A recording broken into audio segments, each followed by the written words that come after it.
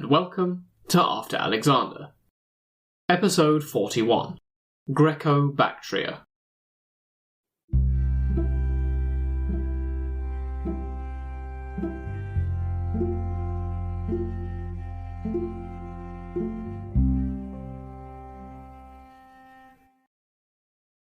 As we've discussed before, Antiochus II has been rather preoccupied with affairs in the western portion of his empire. However, he's not the first Seleucid ruler to have shown such bias towards the west. In point of fact, his father Antiochus I had likely never been to the eastern regions during his sole rule from 281 to 261 BCE, while the governors of the east are unknown for multiple decades. Today, we're going to be reintroducing a region into our narrative which will at some point become a focus for the narrative in the east once we finish talking about the western Hellenistic states, the Greco-Bactrian Kingdom. To talk about how and why this independent state came about, we need to discuss a satrap of Antiochus II who governed Bactria during his reign, namely Diodotus. Now, we don't know when or where Diodotus was born. A possible birth year is 285 BCE, which, for context, is during the final years of the reign of Seleucus I. Antiochus II was probably the one to install Diodotus as governor of Bactria in the 250s BCE, in which position he would continue until the death of Antiochus II. This has been attributed to Diodotus' success in this capacity. We have records of a foe being vanquished and chased out of the satrapy, although it has been noted that such an event wouldn't have been out of the ordinary. It has been noted that the length of time Diodotus was present in his satrapy for was likely as not out of the ordinary, and that this may imply that the Seleucid king either didn't, or couldn't, get rid of him. There may possibly have been a large attack on the region by nomadic peoples in 256 BCE, although it has been noted that the effects of this didn't ripple out to a larger scale if this was the case. Now, Antiochus II was tied up in Anatolia due to the Second Syrian War, and the prospect of Egypt striking into Syria again loomed large, meaning he wasn't able to respond to problems in Media and Bactria himself.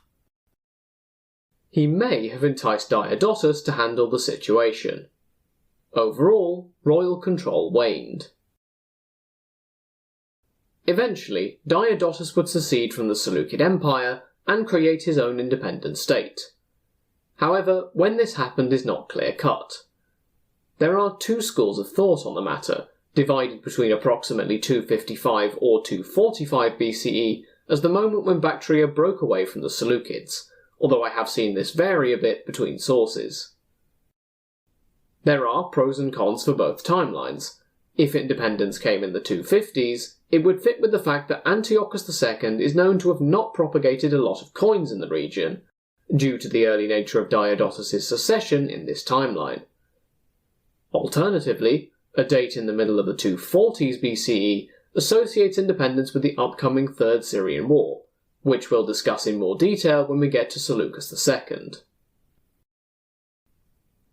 Moreover, there's also a divide as to whether this secession was a discrete event or a continuous process, which may have spanned the two dates given. In the latter case, Seleucid governors in the east would have increased their level of independence over time.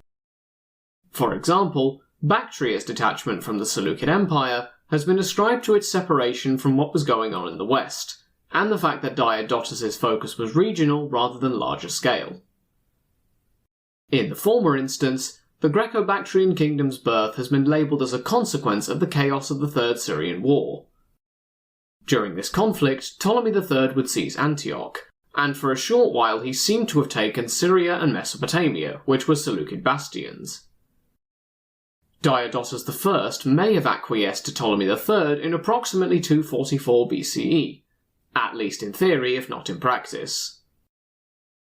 The chaos of this conflict had already allowed a governor by the name of Andragoras to break away due to the lack of royal control at the time. However, a discussion of Andragoras and the satrapy of Parthia he ruled over is one for a future episode.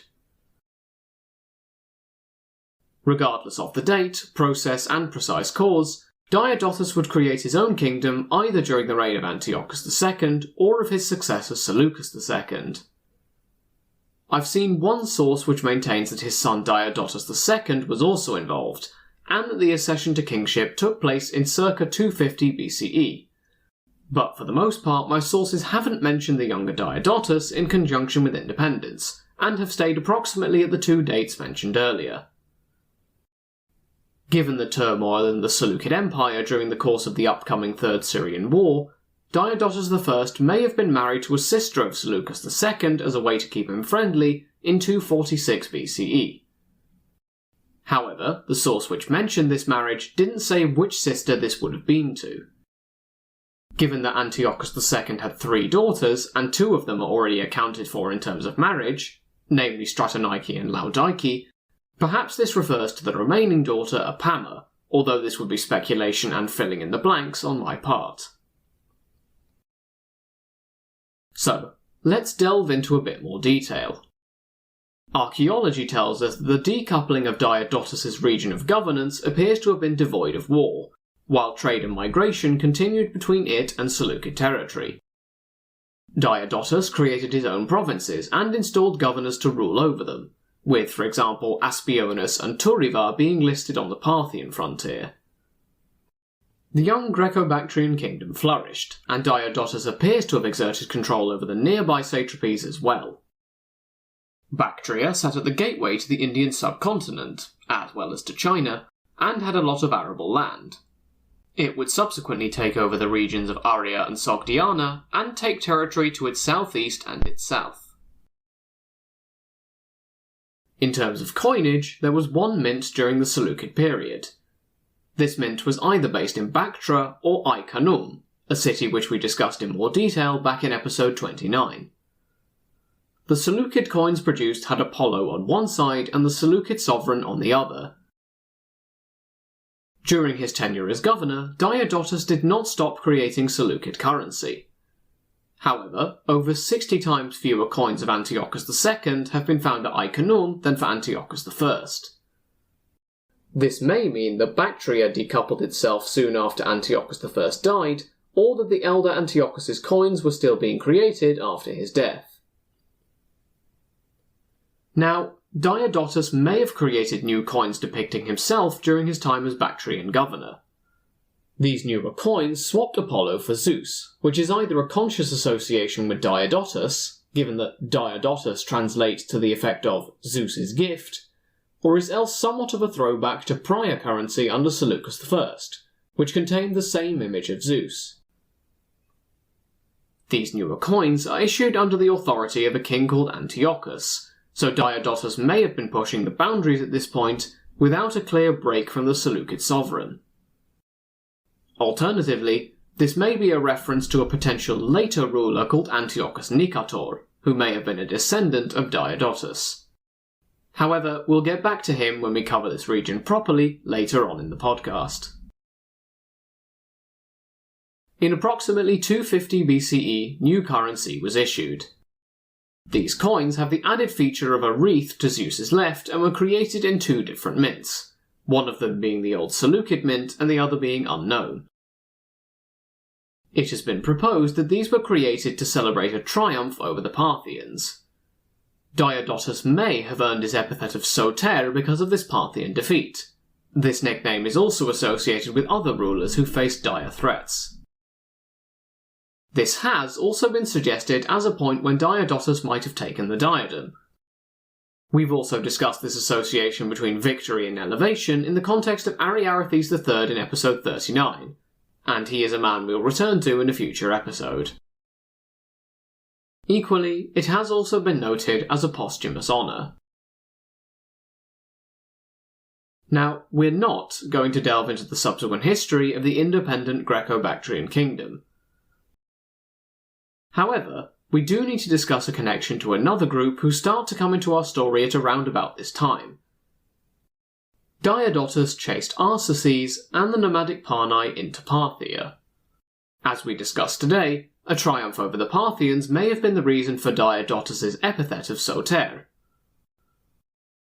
As we'll see in future episodes, the Parthians are not going to go away anytime soon, nor is this the last time that they will cross paths with Diodotus I. Given that they are going to become more prominent in our story in the near future, it's worth examining them in a bit more detail. So, next time, we will turn to the Parthians. Until then, thank you for listening. Feel free to get in touch at the show's email address for any questions or comments. Until next time, have a great week, everyone.